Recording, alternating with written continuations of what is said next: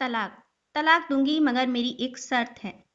जब मैं रात को घर पहुंचा तो मेरी पत्नी ने खाना लगाया। मैंने उसका हाथ अपने हाथों में लिया और कहा, मुझे तुमसे कुछ जरूरी बात करना है। वो शांत बैठकर खाना खा रही थी। उसकी आंखों में कुछ दर्द सा साफ नजर आ रहा था। अचानक मुझे नहीं पता कैसे कहूँ, मगर मुझे उसे बताना ही था। मैंने बड़ी शांति से कहा, मुझे तलाक चाहिए। लगा जैसे उससे मेरे शब्दों से कुछ फर्क नहीं पड़ा, बल्कि उसने मुझसे पूछा, क्यों तलाक चाहिए। मैंने उसके सवाल को अनसुना किया तो उसे गुस्सा आ गया। उसने चम्मच उठाकर फेंक दिया और जोर से चिल्लाई, तुम इंसान नहीं हो। उस रात हमने एक दूसरे से बात नहीं की। वो रो रही थी। मुझे पता था कि वो जानना चाहती थी कि आखिर ऐसा क्या हुआ जो हमारा रिश्ता टूटने की कगार पर आ गया। पर मेरे लिए उसके सवालों का जवाब दे पाना नामुमकिन था। मैं अब किसी और से, प्रिया नाम था उसका, प्यार करने लगा हूँ। अब मुझे उससे प्यार नहीं रहा। मैंने उसे उसके वर्षों के प्यार की सजा दी थी। भरे मन से मैंने तलाक के पेपर तैयार किए। उसमें लिखा था कि वह पूरा घर, कार और कंपनी की 30% शेयर ले सकती है इस तलाक के बदले। लेकिन उसने उन पेपर्स को देखा और उनके टुकड़े टुकड़े कर दिए। वो औरत जिसने मेरे साथ जीवन के 10 साल बिताए थे, वो आज मेरे लिए अनजान हो चुकी थी। मुझे इन 10 सालों का जो उसने मेरे लिए बर्बाद किए, मगर मैं क्या करूं। जो हो चुका उसे मैं बदल नहीं सकता था, क्योंकि मैं किसी और से, अपनी पत्नी से भी ज्यादा प्यार करने लगा था। आखिरकार उसके सब्र का बांध टूट गया और वो फूट फूट कर मेरे सामने रोने लगी। मेरे लिए उसका रोना एक तरह से उसकी रिहाई की तरह ही था। तलाक की ये बात जो कई दिनों से मुझे परेशान कर रही थी, अब बिल्कुल साफ हो चुकी थी। अगले दिन मैं घर काफी लेट आया। मैंने देखा कि वो टेबल पर बैठकर कुछ लिख रही थी। मैंने शाम का खाना नहीं खाया था, लेकिन फिर भी मैं सीधे ऊपर जाकर अपने कमरे में सो गया, क्योंकि पूरा दिन प्रिया के साथ रहने और कई जगह घूमने के बाद थक गया था। वो शायद रात को उसी टेबल पर लिखते लिखते सो गई थी। सुबह उसने तलाक की शर्तें बताईं। वो मुझसे कुछ भी लेना नहीं चाहती थी। उसे सिर्फ तलाक से पहले 1 महीने का समय चाहिए था। उसने आग्रह किया कि इस महीने में हम दोनों वही पुराना वाला जीवन जिएं, जितना संभव हो सके, क्योंकि आने वाले महीने में हमारे बेटी की परीक्षा है। वह नहीं चाहती थी हमारे टूटे रिश्ते का प्रभाव उसकी पढ़ाई पर पड़े।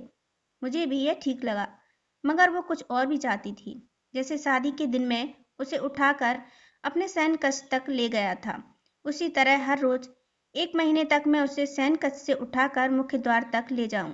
मुझे लगा यह पागलपन है, मगर इन आखिरी दिनों को थोड़ा अच्छा बनाने के लिए मैंने उसकी यह शर्त स्वीकार कर ली।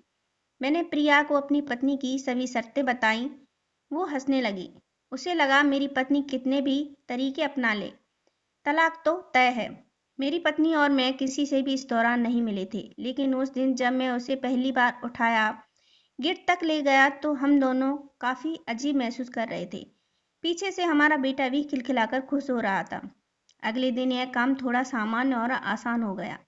वह मेरे सीने से लगी थी और मैं उसकी खुशबू महसूस कर रहा था।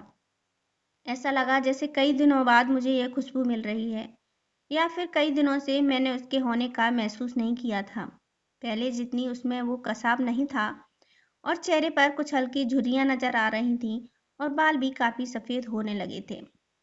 ये वही औरत थी जिसने अपने जीवन के 10 साल मुझे समर्पित किए थे। चौथे दिन जब मैंने उसे उठाया तो वो पुराना रोमांच लौटने लगी थी। 5वें और 8वें दिन वो पुराना प्यार फिर जागने लगा। मैंने प्रिया को इस बारे में कुछ भी नहीं बताया था। अब उसे उठाना और आसान हो गया था। शायद हर रोज यह सब करने का मैं आदी हो गया था। एक दिन वह अपनी पसंद की साड़ी निकाल रही थी, लेकिन कुछ खास नहीं ढूंढ पाई। उसने सांस भरते हुए कहा कि उसके सारे कपड़े बड़े पड़ने लगे हैं। तब मुझे पता चला कि वह काफी दुबली हो गई है और इसलिए मैं उसे आसानी से उठा पा रहा था। मेरे दिल को एक झटका सा लगा। उसने अपने दिल में काफी सारा दर्द छुपा रखा था। पता नहीं कैसे मैं आगे बढ़ा और उसके सिर को छूकर देखा। अचानक हमारा बेटा आया और बोला कि पापा, ये तो मम्मा को उठाकर बाहर ले जाने का समय हो गया है। उसके लिए अपने पापा द्वारा मम्मा को इस तरह उठाकर ले जाते हुए देखना जीवन का अभिन्न हिस्सा बन गया था।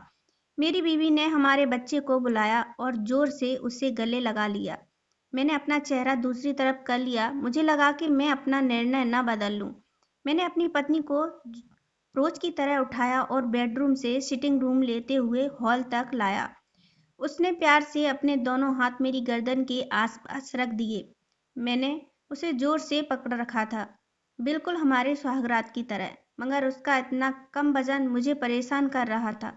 महीने के आखिरी दिन जब मैंने उसे उठाया तो मेरे लिए एक कदम भी चल पाना मुश्किल हो रहा था। हमारा बेटा स्कूल जा चुका था। मैं अपनी कार में ऑफिस गया और कार से कूदकर बाहर आ गया, बिना कार को लॉक किए। मुझे डर था कि अब एक पल की भी देरी कहीं मेरा इरादा ना बदल दे। मैं ऊपर गया, प्रिया ने दरवाजा खोला और मैंने उससे कहा, सॉरी प्रिया, अब मैं अपनी पत्नी से तलाक नहीं लेना चाहता।